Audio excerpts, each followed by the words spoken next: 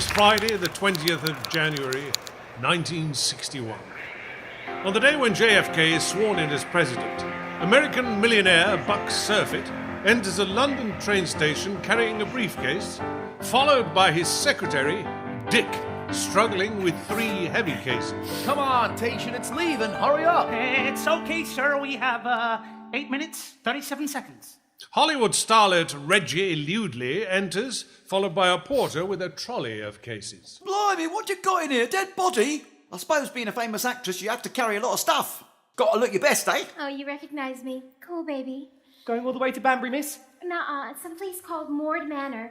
A weekend party. Gonna be a gas. Just little old me and some other cool cats, you know?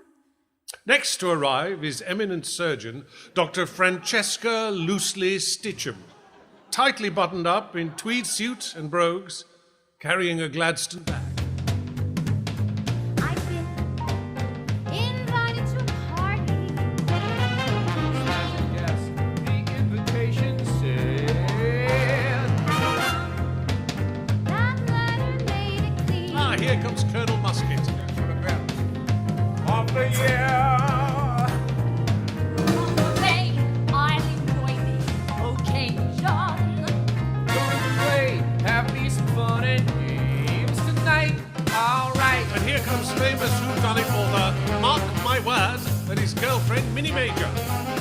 And I think just in time. Come on, sweet pea. This one's empty. And so our travellers board the train that will take them on a journey they will remember. time, so sublime. Party time, it's divine. Not sure this was a good idea. Can't deny, danger is in the air. And it's all hellos and how-do-you-dos. But there's a mystery in the den of the hosting place. So it's party time, A weekend jolly. or risky folly. Whether you race, that's country live. It's so remote, Oh, so charming. but quite alarming. It's truly amazing in this sturdy store. So I'm serious host. I didn't really have a choice. Damn invitation. Mr. Serpent, I know your secret. Come to my party or face ruin. Miss Ludley, come if you want to hang on to what's left of your career. Say, Stitcher, if you don't want to be strung off, you better come to me then. Colonel Musket, sitting there, sworn in distinguished military wear, no chicken. Mr. Mywood, prepare yourself to withstand such a scandal. Party time, so sublime. It's party time. All aboard! As the train departs, a figure in coat and scarf hurries onto the platform. Sorry, sir, you just missed it. Damnation. A storm rages over Mord Manor. Its elegant drawing room has a chaise longue, sofas, and a sideboard with drinks and glasses. On one side is a door to the entrance hall. French windows adorn the back wall, beyond which is a terrace. A floor mirror stands to one side of the room, to the other, a vanity screen. A suit of armor with sword stands in the corner. The walls are hung with antiquities and portraits. I hope you got all that. Ah, here comes the housekeeper, Mrs. Constance Dribble. It seems she can converse with the spirits. They'll be here any minute. What are you looking at? It's all right for you standing there shining like an idiot. What's that you say? No, I can't just leave it. What do you mean no one will notice? I say, you talking to your spirits again? No, of course not, Mr. Runcible. You know what the doctor said. How's dinner coming along? Very nicely. I'm giving them my lamb chop au jus de cidre sec. Where did you learn to talk like that? Eden. No, Cambridge. In my second year. Well, you chop back to the kitchen. Clockwork, Mr. Runcible. Clockwork. Now, what's my duster? It's over here where you threw it. I promised. No more talking to you lot. Ah, that explains the radio silence. Pass it over here, there's a good lad. Thank you kindly, Sir Reginald. Now, Lord Robert, what were you saying? Why bother with all this polishing? Just give them all a stiff drink and nobody will notice. Well, I never. Lord Robert, I've got standards.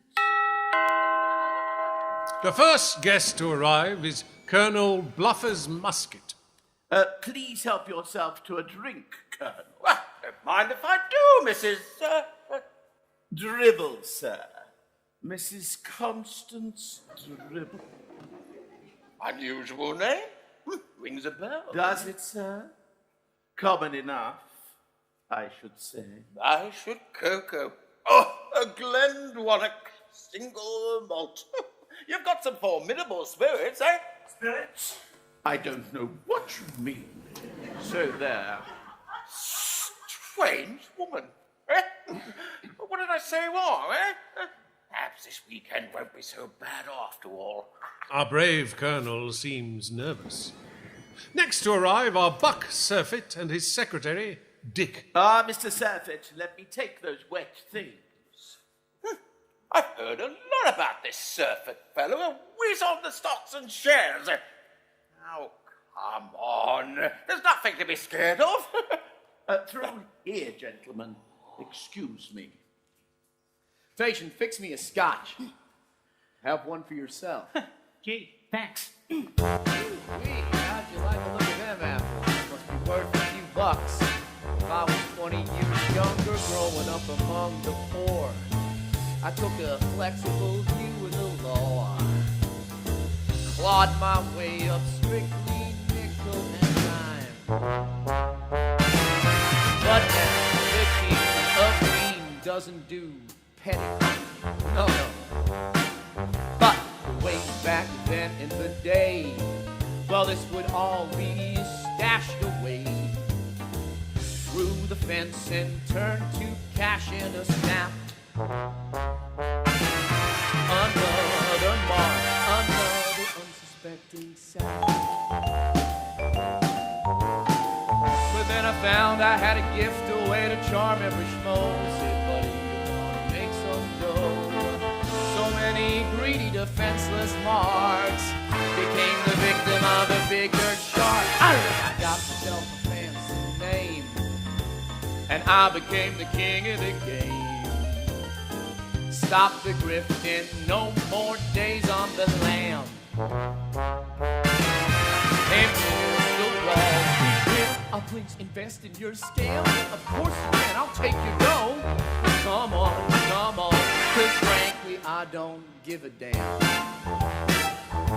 Cause frankly, my dear, I don't give a damn.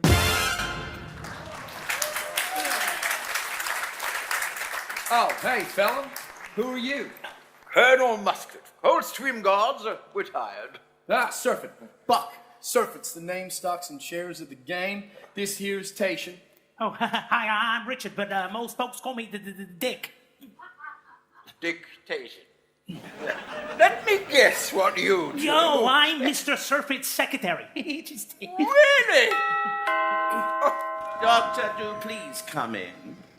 May I introduce Dr. Francesca Loosely Stitcham, Fellow of the Royal College of Surgeons, the only lady surgeon in the country. Surgeon? Wow. What's your speciality? Maxillofacial reconstruction, reconstructive surgery, microvascular free tissue transfer. Say what? Well, that's a mouthful. Yeah, I think that's doctor speak for plastic surgery. Oh, boob job. Excuse me. I work only on the most serious cases. I do not do boob jobs. And now that you apparently know who I am... Please. Musket. Call me Bluffers. As the guests get to know each other, Buck brags that he only hired Dick for one reason.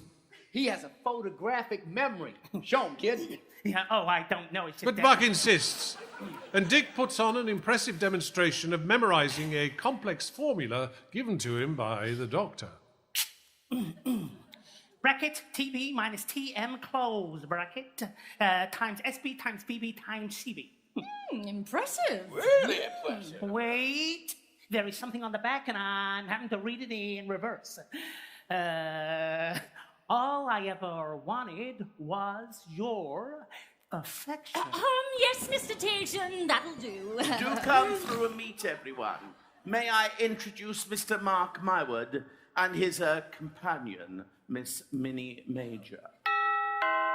Sounds like more guests. Yes, do come through. The others are in here. Oh, this is so exciting. Miss Regina Ludley. Am I late? The invite said to be here by 6:30, but I'm a very naughty girl.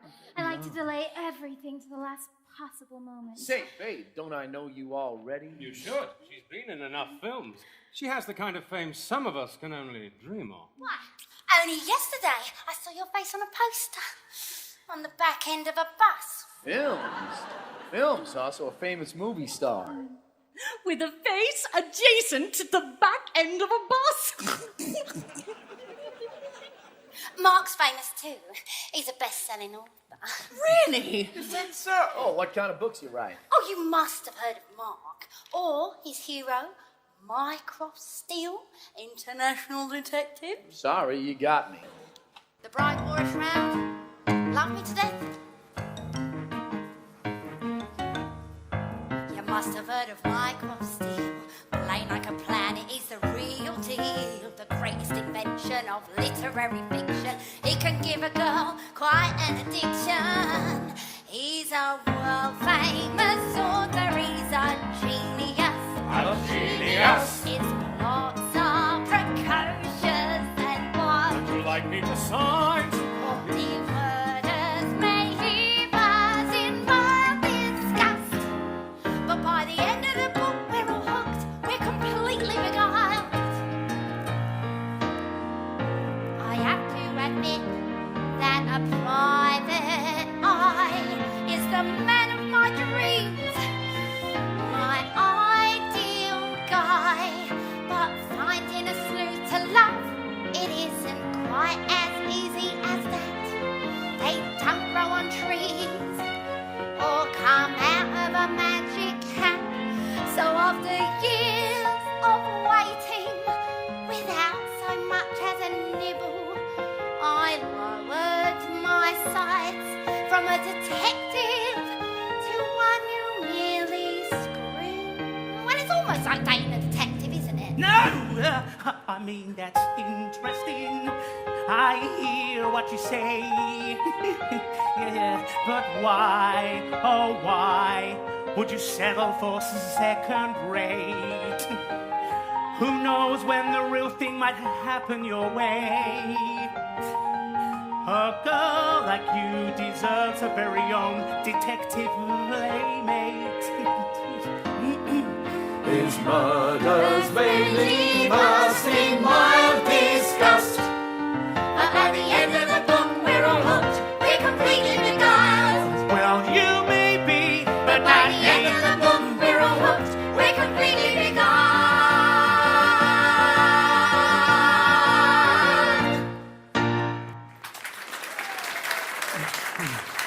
I say, Mywood, Tatum's clickety-clicks very impressive. Now, your chappie, what's his name? Steel Helmet?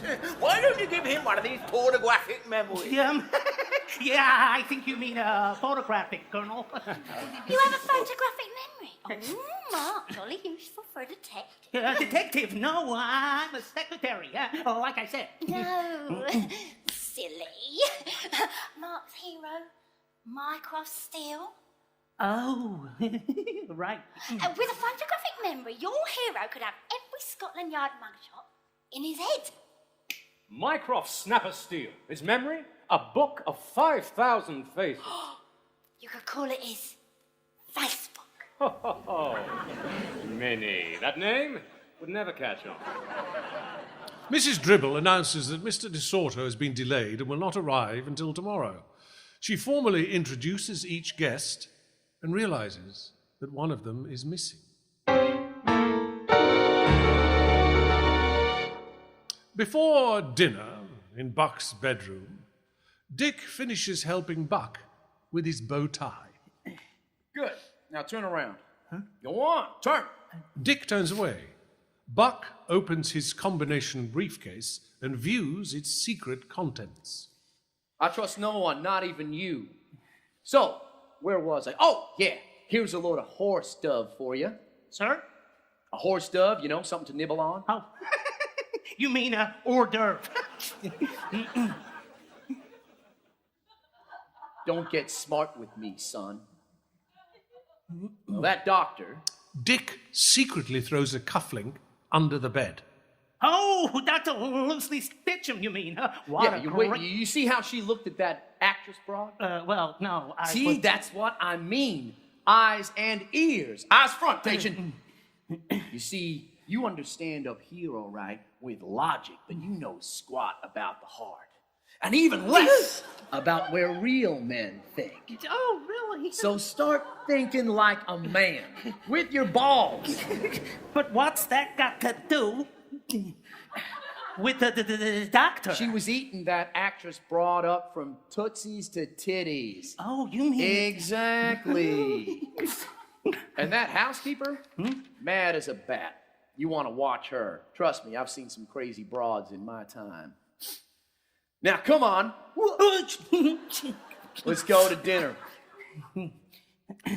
Dick uses the pretense of his dropped cufflink to return to Buck's room, where he puts his photographic memory to good use.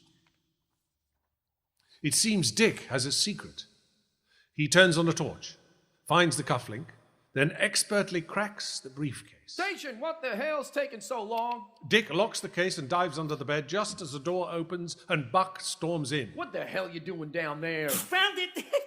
My cufflink must have come up and rolled under the bed. Come on, patient, let's go.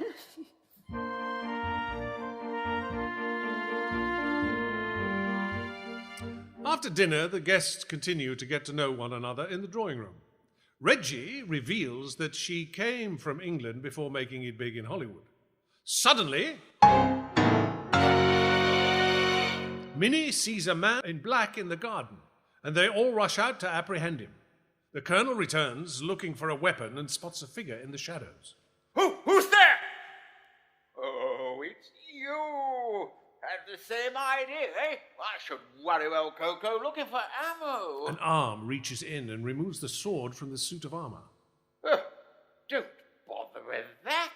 Blunt as blazes. A shadowy figure spikes a piece of paper onto the sword's blade. As the colonel reaches the edge of the room, the sword, paper and all, is thrust into his chest.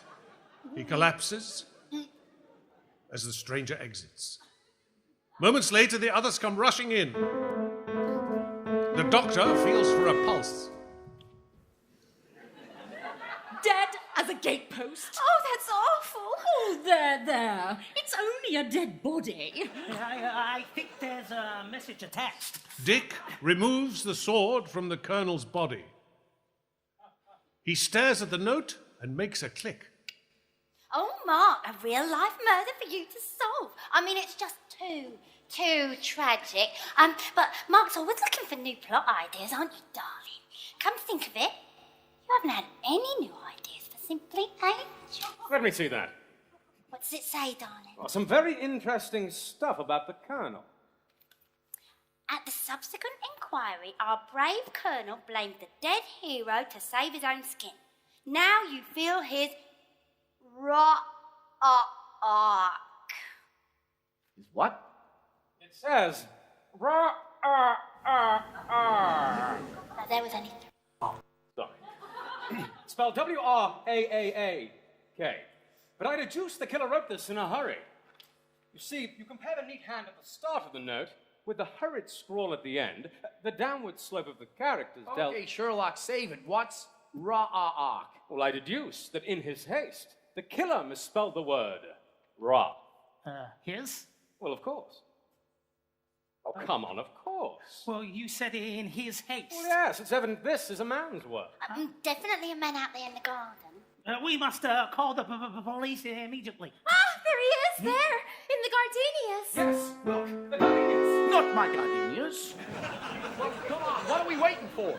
They all run into the garden.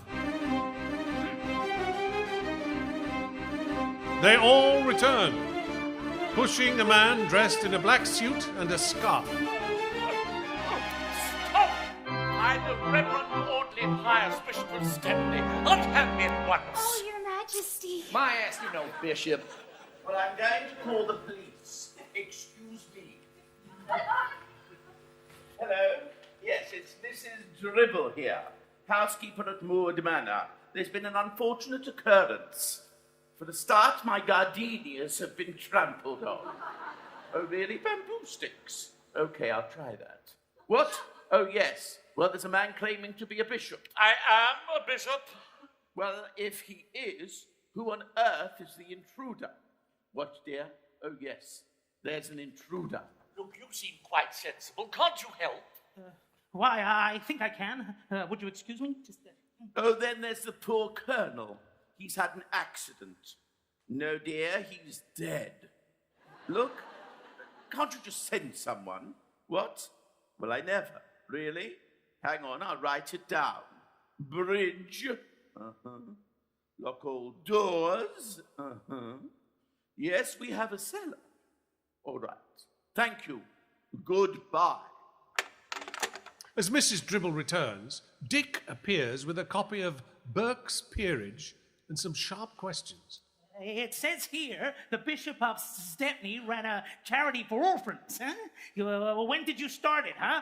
What was it called? It was 1945, the Order of St. Cecilia.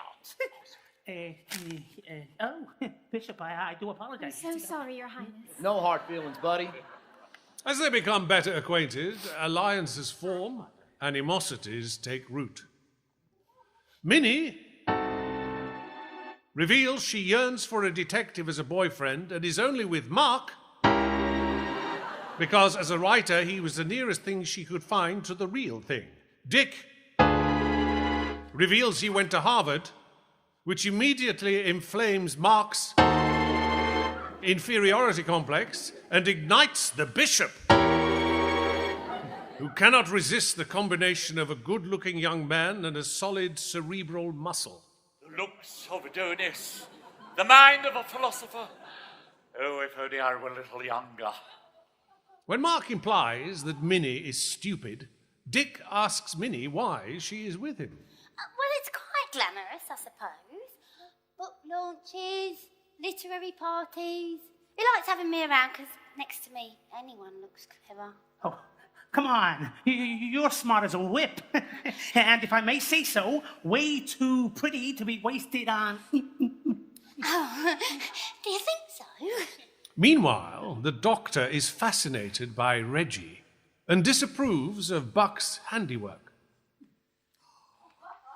You shouldn't let him paw you. It's demeaning.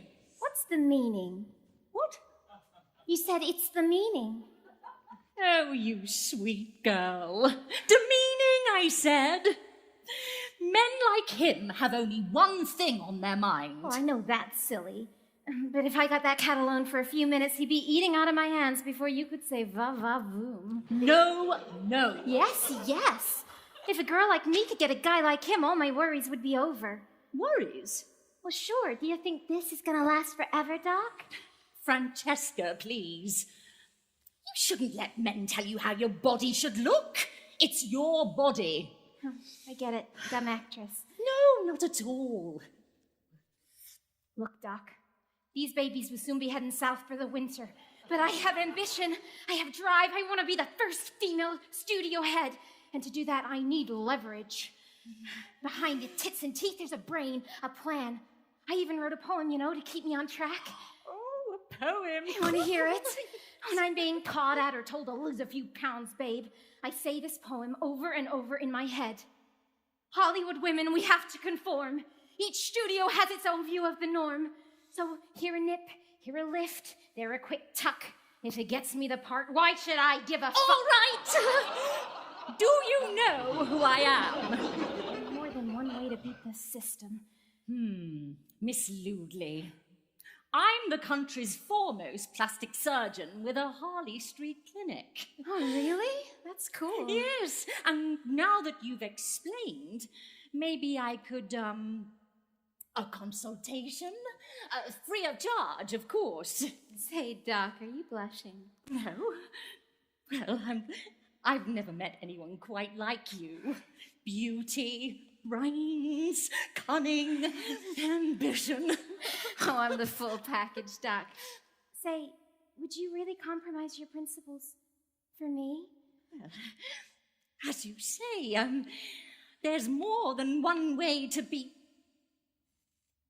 Heading south, did you say? It's inevitable. Age and gravity will do that. And would that contour suit you better?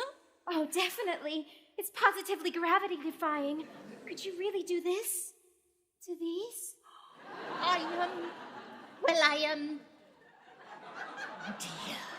Oh dear, indeed. Later, the ghost of the Colonel discovers he can converse with Mrs. Dribble and the other ghosts in the house. Mrs. Dribble explains that, as a ghost, he has the choice of going to heaven or hell, but he can only get to heaven if he confesses his sins. Encouraged by the other ghosts, he confesses that, as a cowardly colonel, he once framed an innocent officer for the cowardice that he himself was guilty of. The poor innocent man was dishonorably discharged posthumously. In the sanctuary of her bedroom, the doctor tries to make sense of these new feelings. Reggie is a revelation, it seems.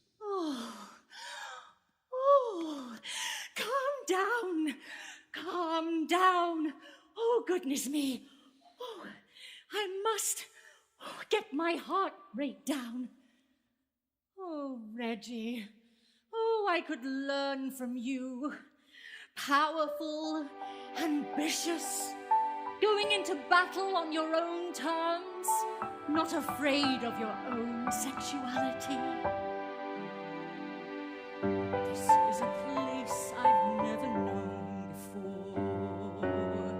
This is a world so strange and new. I've washed up on an unfamiliar shore. Wasn't looking for this kind of truth. There must be a way to make sense of this. There must be a way to arrange the pieces. The harder I try to explain why north is south, my confusion just increases. I see in colors I have never seen. I feel excitement on the breeze. My senses magnify the slightest thing. This feeling has brought me to my knees. I want to dance. I want to laugh out loud. I want to sing. I want to cry. This must be how it feels to be in love for the very first time. There must be a way to make sense of this. There must be a way to arrange the pieces. The harder I try to explain why north is south, my confusion just increases. There must be a way to make sense of this. There must be a way to survive the tempest. There must be a way to get back to sanity. Now I've tasted love's first kiss. There must be a way to make sense of this.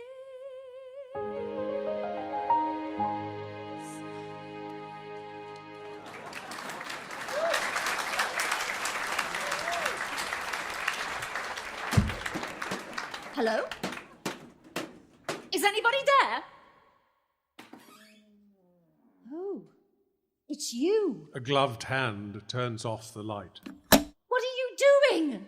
We hear a thud, a gasp, and the muffled crump of a falling body. Oh dear. The following morning, Mrs. Dribble discovers the doctor's body swathed in bandages, the neck blood-stained. The corpse wears the doctor's brogues. What's going on? What's the noise? Mrs. Dribble, what's wrong? There's been another murder, and judging by the footwear, I'd say it's the doctor. Brilliant! Since this is her room, Sherlock. Dick removes a note tied to the mummy's shoe, and with a click, stares at it for a moment. Here, give me that. Ambition, committed healthy patients, asylum, Bedlam Grange. You notice this? Now you have found your way to heaven, or should I say it has found you? The word heaven has been misspelled. Haevn. Exactly. The policeman said to put the bodies in the cellar. Would anyone care to give me a hand? Here, I better do that. Runcible and Mark go to either side of the mummy. As they lift, the mummy's head comes off in Mark's hands. Mark screams and throws the severed head straight at Reggie, who catches it. Reggie screams and throws the head into the audience. The audience scream. Thank you very much. And Dick goes to retrieve it. Don't lose your head, Miss Lutley. That could be valuable evidence. Do you mind? I'm so sorry. God will protect us in our hour of need. Tell that to the doc. Back in the drawing room, the guests take stock. Mark has a theory, don't Mark? Yes. I don't believe there is a murder on the loose. Think about it. We didn't actually hear Mrs. Dribble talk to the police. And, well, she could be the killer. Well, and never. What a cheek. There's an easy way to end this nonsense. And what's that? Well, simple. Who do you trust the most? I don't trust any of you. No, thanks. Oh, darling bunnykins. Of course I trust you. Miss Major, would you please call the police? Hello? Police? Yes. Maud Manor here? Sorry? Yes, that's right. Mrs. Dribble called. There's been another, incident. I'm afraid it's the doctor. She's lost her head. What? No, I can't calm her down. I mean, she's literally lost her head. Literally. Decapitated. Yes, thank you. So much for your theory, bunnykins. The constable said he did talk to Mrs. Dribble. Thank you very kindly. The killer is still on the loose. He says we're to stay here, all together. We're to stay here. What? No. We're to stay here, all together. We're to stay here. No, listen. We're to stay here, as a group. Oh. He says the bridge should be fixed in the morning and they'll send a car. Until then, he says there's safety in numbers. Minnie brushes past a table and an envelope flutters to the floor. What's that? It's an envelope fluttering to the floor. For the attention of Miss Sandra Rose. Give me that.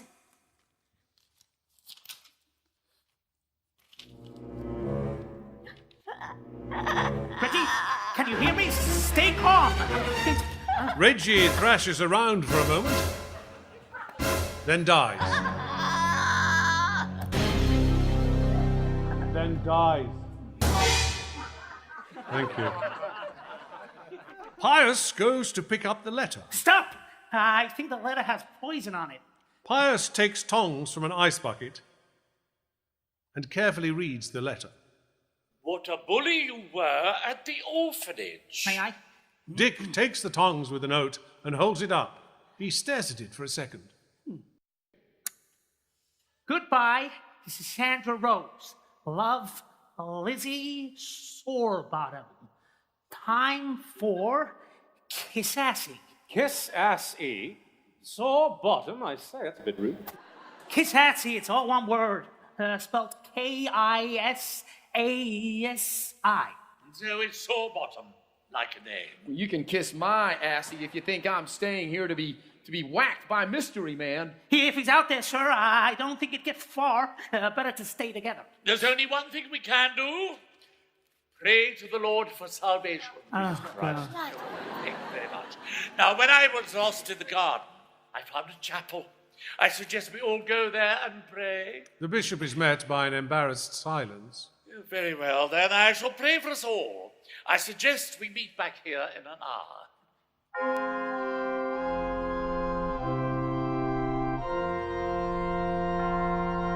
2 hours later, in the drawing room, Mark, Minnie, Buck, Dick, and Mrs. Dribble wait.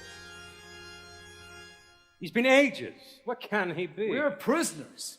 Why do we have to have the curtains closed? Well, stop the mystery man spying in on us. Yeah, well, we can't see out. I don't like it. Nor me. I'm going to open them. Minnie draws the curtains, revealing Audley Pius lashed to a cross on the terrace. Around his head is a crown of thorns, a note attached. Suffer little children to come unto me, for of such is the kingdom of heaven. Hide your secret. Girl sent to the foulest orphanage. Did you notice the spelling of heaven? Yes, that's odd. Well, it's been misspelled again. H-E-V-N. We're trapped here. We're going to be murdered one by one. We have to do something. Anything. Minnie, calm down. You're not helping. Well, I've got to get out of here. I've got to escape. Minnie, calm down. Mark slaps her. Dick throws Mark to the floor. Don't you ever speak to her again like that. Do you hear me? Hey, enough. You should be ashamed of yourself. Get a grip. Now, look, we're staying here together tonight, yes? Okay. So this is what we do. Buck's ingenious plan is that they go to their rooms in pairs to retrieve bedding, each with their nearest neighbour. It just so happens that Dick's room is next to Minnie's. Alone in her room, they are at last free to talk. I thought you were going to wait outside. Yeah, I was, but I couldn't stand the thought of you being alone with a killer on the loose. But what if you're the killer? Look, I may not be what I seem, but I'm... Oh, really? What are you then? Yo, I can't say yet. My secret must stay a secret. Oh, but Dick. May I call you Dick? Dick? I was hoping our relationship would have no secrets. Our relationship? But what about Mark? Oh, I sent him a tiny, teeny, wincy little challenge like solving a murder and finding a serial killer. He can't even do that for me. What if I could? I'm not sure. Well, you always wanted to date a detective. Oh, yes, more than anything. Well, what if I'm not what I seem? Then what are you? Well, I can't tell you. Not yet, but I will soon, my dearest, sweetest Minnie. But right now, I have a job to do. As a secretary? Yes, no, look, I'm close to solving this case, at which point I will claim your heart.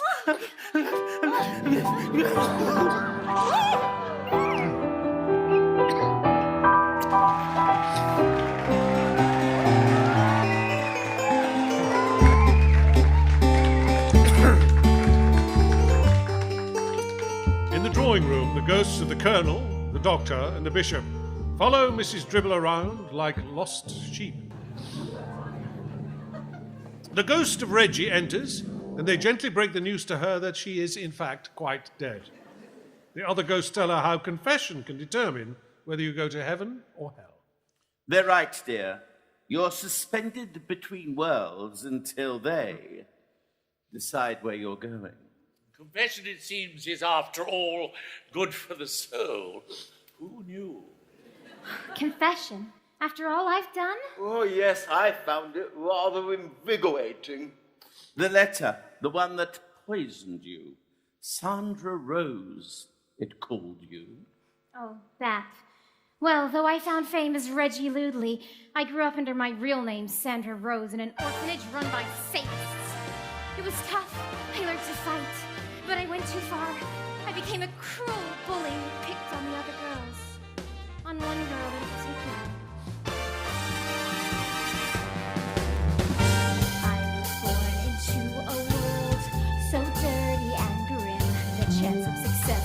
changed from absolute zero to slim. I place to learn. It's a dog-eat-dog world. Those orphanage bitches were no cutesy girls. I followed the law of the jungle and made myself queen. I scratched, bit, and punched, if you know what I mean. To be a star up there on the big silver screen was this little girl's ever-present adolescent dream.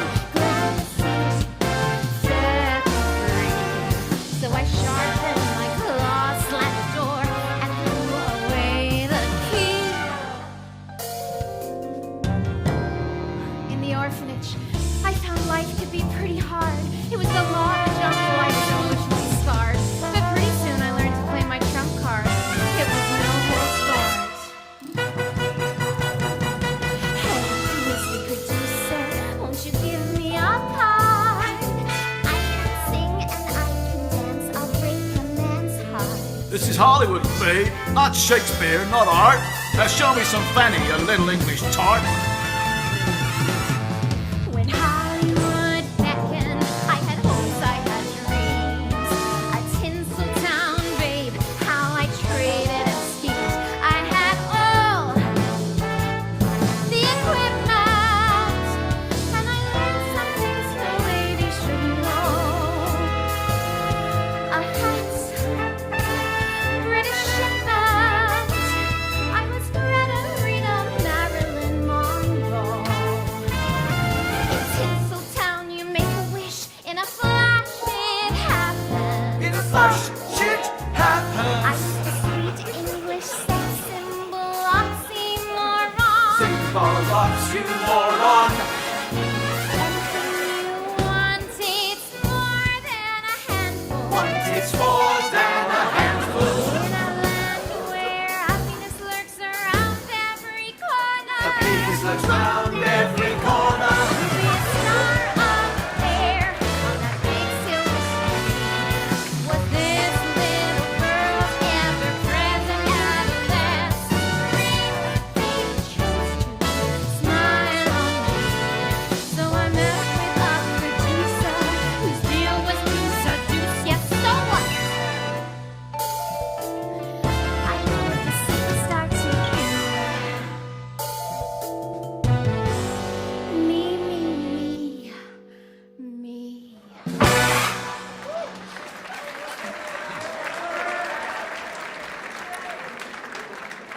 The bishop is next to confess.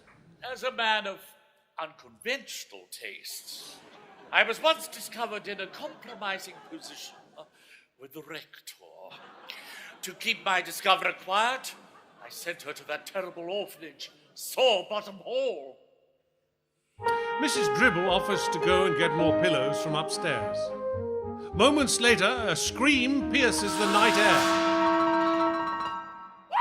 Mark, Dick, Buck, Runcible, and Minnie run to find Mrs. Dribble comatose on the floor, but still alive, barely.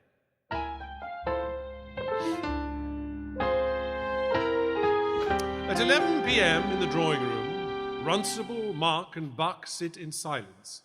Minnie and Dick enter. How is the patient? She's out for the count. Oh, what do we do now? What can we do? Wait.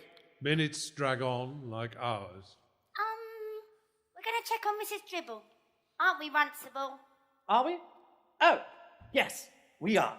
Again? Mm-hmm. Buck roams around the room picking up trinkets. Occasionally he makes sure nobody's watching, then pockets one and moves on. Hey, what are you up to? Huh, what? You heard me. What are you up to? I don't know what you mean. Well, he's helping himself to the family silver. A gentleman never makes accusations. Didn't they teach you that at Eton? I didn't go to Eton or any other fancy school, as you bloody well know. I may not be Ivy League, but I know a thief when I see it. What did you say? You better have a good lawyer. If you got something to say, mate, say it. I say, Buck, what's happened to your accent? Screw you, you whiny cocksucker!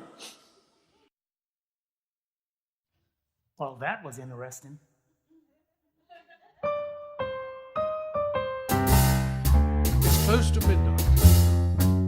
In Buck's bedroom, he stashes stolen trinkets in his briefcase.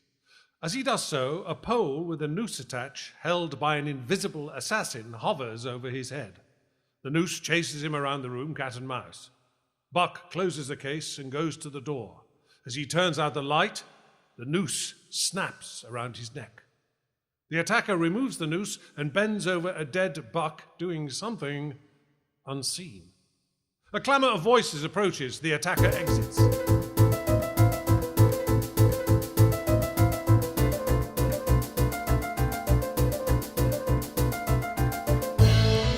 Mark, Runcible, and Dick burst into the room. Dick turns on the light and takes Buck's pulse. Buck's mouth has been stuffed with Monopoly money. Mark reads a note attached to him. Dick goes in search of the murderer. You were born Rod Canham in Bethnal Green. You became a notorious criminal. You were exposed as the owner of Sawbottom Hall, one of several workhouses posing as orphanages. You fled to America and made a fortune as millionaire playboy Buck Surfeit. We all die orphans. Vindicta. Footsteps approach. It's Mrs. Dribble, who has woken up, stumbling around on the landing. Suddenly, there's a scream from downstairs. Miss Major! Minnie. Downstairs, they find Minnie lying on the floor, a knife protruding from her blood-stained chest. Dick stands over her. Runcible pushes Dick aside and takes Minnie's pulse. She's dead. Mark pulls a gun from his jacket. Bastard. It wasn't me. Look, I can explain. Oh, you think you're so clever, Harvard boy. Buck's note, the word vindicta. I may be no scholar, but I know Latin when I see it. Vindicta, of course. Look, my name isn't dictation. It's Richard Seeker, and I am not a secretary. Mark pulls the trigger. The gun jams. Dick expertly judo throws Mark. His head smashes against the hearth. Runcible takes his pulse. Quite dead, I'm afraid. Well, I never. That's tawny. Well, I didn't mean to hurt him. Look, my name is Dick Seeker. I'm an undercover Pinkerton's detective, investigating Buck. And I have solved these crimes. The notes attached to each body, I found a link. All those strange words, rock, heaven, kiss-assy, and the misspelt hidden, are all the same. Anyone with basic Latin knows vindicta means vengeance. These other words, they all mean vengeance in a variety of different languages. And I think our murderer is highly educated at, say, Eton or Cambridge. You won't take me without a fight? Very well, if that's how you want it. I should warn you, I was a middleweight boxing champ at Harvard. And I got my blue at Oxford. I was a boxing blue at Cambridge. What's this? The bloody boat race? Runcible flails wildly and trips over the rug. Straight into Dick's arms, they grapple. Lizzie, help him. Minnie leaps up and whacks Dick over the head with a candlestick.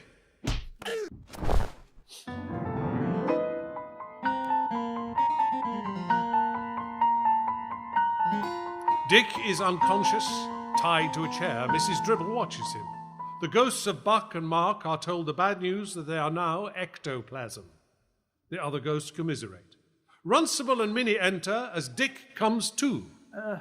Why, where am I? Minnie, is that you? Yes, Dick. But I thought you were dead. No, dearest Dick. Not dead. Oh, Mummy, it's all gone so horribly wrong. Oh, just take a deep breath, dear, and tell him everything. Mummy? I have a confession. Well, quite a few, actually. First, I love you. What? Well, I never. Constance, the course of true love never did run smooth. Ooh, you two are husband and wife. Till death do us part. Captain Seth, what? Yeah, listen, Mummy, they're maybe not the best choice of words, Mummy, given the circumstances. Oh, no, perhaps not, Lizzie. Lizzie. I'm not Min Major, but Lizzie Dribble.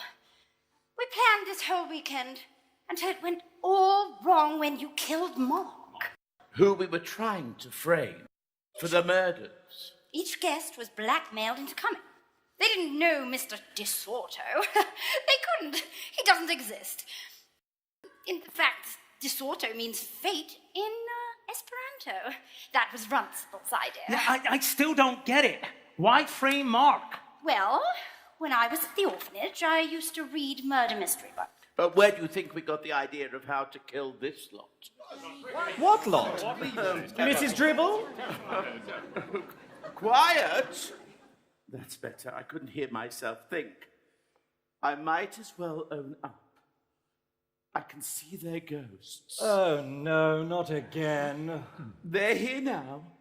And I must say they've been jolly sporting about the whole business. Now, Mrs. Dribble.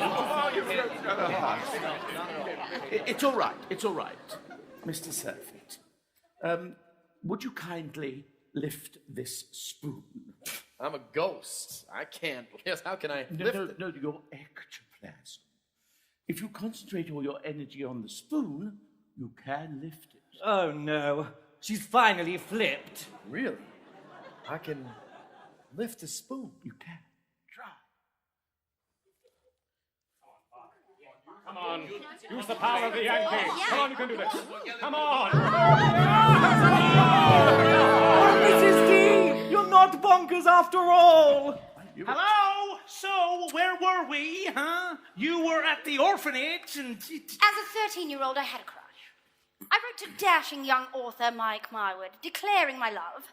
I foolishly sent him a snapshot of myself in my gym kit. I thought I looked rather fetching, but he spurned me. Sandra Rose, Reggie, found out and made my life hell. That was you? Ugly little fat girl? Oh, if I'd only known then what I know now. What's That when your ectoplasm looks count for nothing. It's what's in someone's heart, in their mind, that really counts. Then, when we investigated him, we discovered that he once had a girlfriend with chronic depression. Oh, no. This girlfriend, Alice, alleviated her depression by dreaming up murder mystery plots. The more convoluted, the better she felt. Oh, no, please. He dumped her and stole her plots. She killed herself, and he didn't even go to the funeral. I was at a book signing! Oh, you don't understand, none of you! At last, I was famous. You achieve immortality with fame. Well, that worked well then. What do you mean? You're dead, you nincompoop. See what you mean? Yeah, I'm still not sure how... Oh, look. We'll go over it all again. It started in the war, when the colonel was a coward. He told a pack of lies, and with medals he was showered. He blamed her father, my husband, who was killed, dearest cost to us, while the actual hero was rewarded with a court-martial that was posthumous.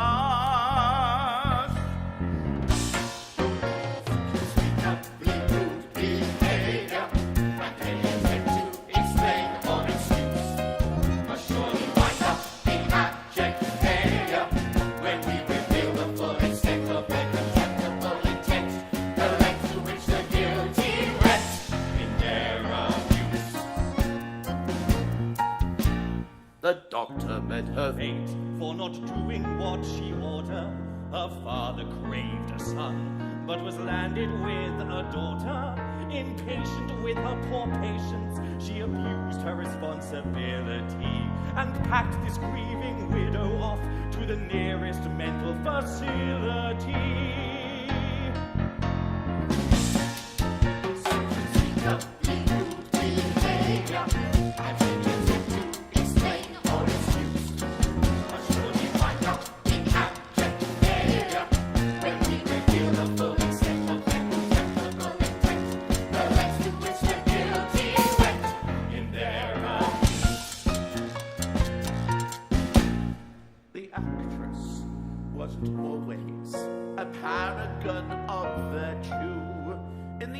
orphanage, she dreamed up 1,000 ways to hurt you.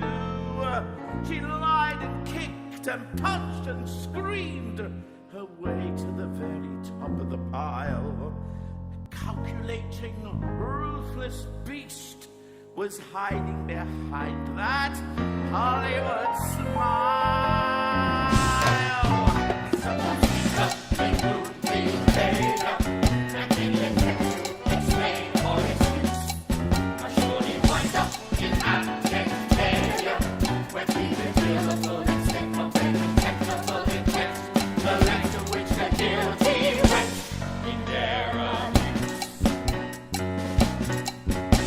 You'd think a man of cloth might show an orphan some compassion, but he turned his back on mercy like it was going out of fashion. She discovered him in the organ loft as he serviced all the rector's needs, and to keep his secret he packed her off to a life of living purgatory.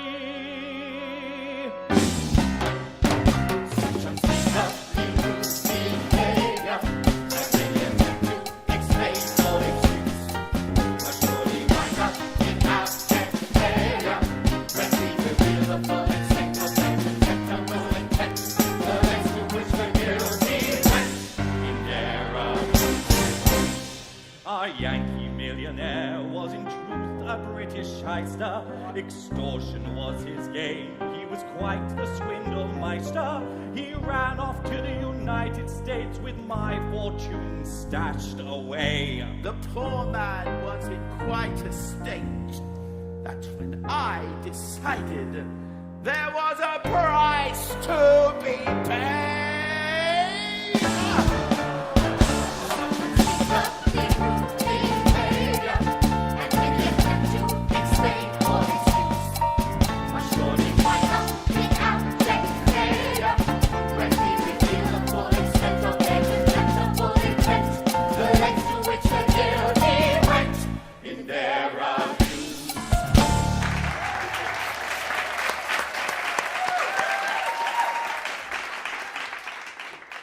Runcible hated his job at the asylum until... Oh, go on, tell him.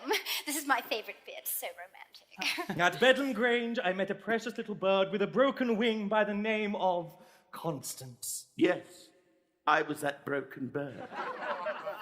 This romantic fool fell in love with me. Under his care, I gradually regained my mind. On my release from Bedlam Grange, we secretly married. Shall we offer him the choice? What choice? Well, I think so. Definitely. What choice? Well, we thought that as you have already murdered someone. Well, I didn't murder anyone. Yes, you did. You killed me. You killed Mr. Myward.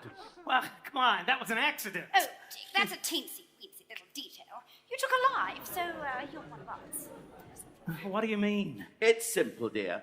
We're going to offer you the chance to join us or join the other guests. But I've done nothing wrong. Really? Impersonating a secretary? Killing a famous author? And theft. Theft? I haven't stolen anything. You've stolen my heart. Oh. Well, I never. Let's leave them to it. You mean you really do love me? Oh, yes. With all my heart. Oh, my. Well, what would you want me to do? Simple. Killing someone accidentally hardly qualifies you as a serial killer. You have to prove yourself to us. You must select a victim, plan the murder, and execute your plan with precision and panache. And panache. Yes. I like a girl who knows her mind. Like hand in glove, we're two of a kind. But to win her, I'd have to be a murderer. It doesn't fit with all that I am. Protect and serve, a meaningless sham. Has it come to me? My principles for one sweet piece. But I've got a funny feeling. Don't know how the story ends. Should I be a mortal enemy, or can we be friends? Should I bring them all to justice, or join the midnight killers? Oh, one or other, but I know I can't do both. But I'd be on top of the world with you as my girl. Life would have a new meaning for me, a murder or two set you free, and I'd be on top of the world with you as my girl. Homicide is not solitaire, it's more fun when done as a pair. A thing to share, a thing to share. I'm like a man who knows his own mind. Like hand in glove, we're two of a kind. But to win, you only have to join me. Little crime, and I'll be your bride. Let's find that person you can't abide. I can help you. It's something that you want. It's not such a big decision.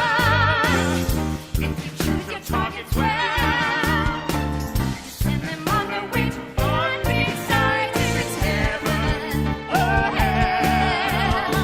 There are so many perfect victims, perverts, deviants, and cruel, thieving bankers and accountants cooking their books.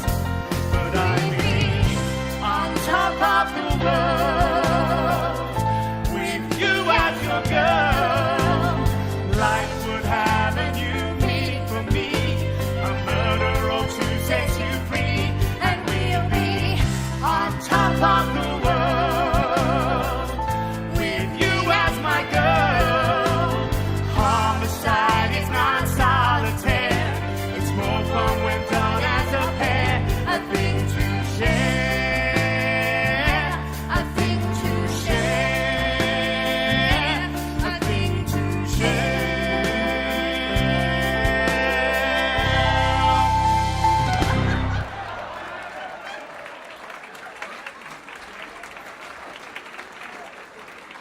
I must admit, I did enjoy killing Mark. It was a satisfying crack as his neck broke.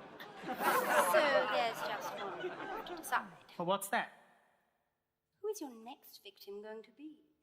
Well, there was this professor at Oxford.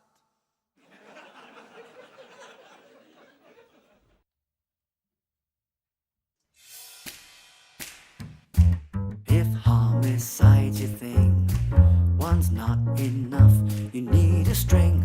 The person sitting one seat along has been a pain for far too long. What's trouble with a will?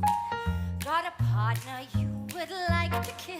You have a rival for a job, a husband who's a big fat slob. Then murder's the way to go. Go to cross to hell to account. So come on and give it a go. Feel the thrill as corpses count.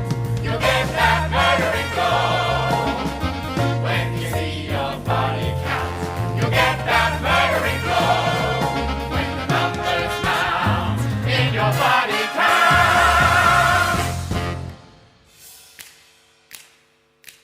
Does your girlfriend play away, believing that nobody knows? If you caught her rolling in the hay, would her affairs come to a close? Do you hate paying bills? Do they have you wanting for the hills?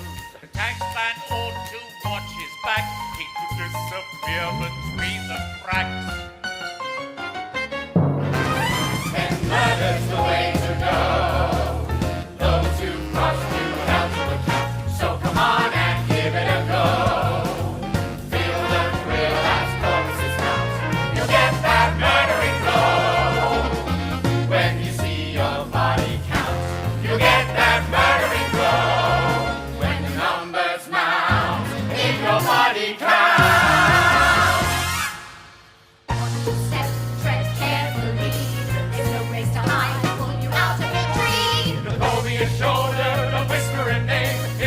trying to get older, learn the rules of the game.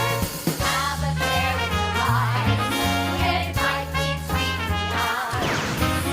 It's a crime, crossing the line, cut you down in your prime, 'cause it's party time.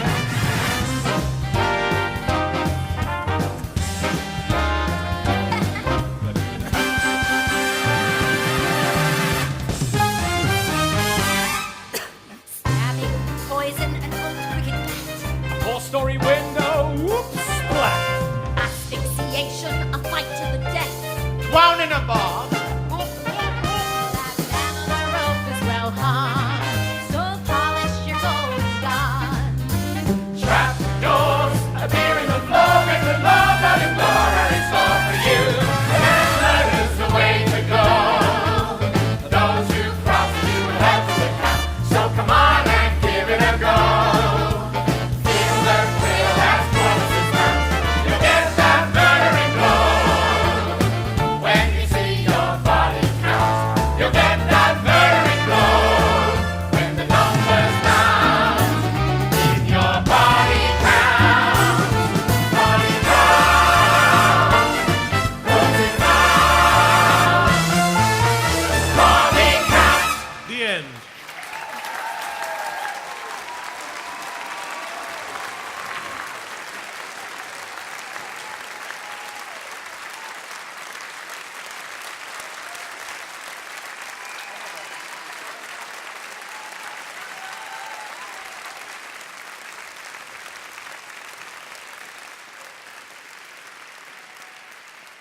And we'd be on top of the world with you as my girl.